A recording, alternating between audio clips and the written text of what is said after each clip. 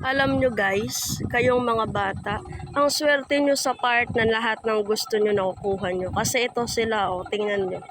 Mga bata lang yan, pero magtatanim sila,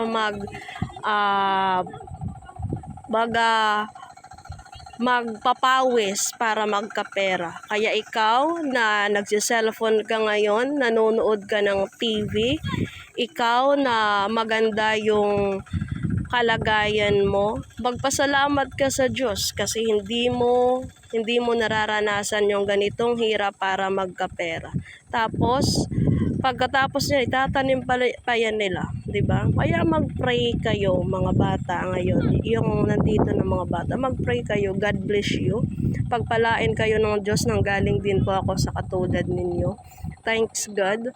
Medyo sinipag sa pag-aaral, may tumulong at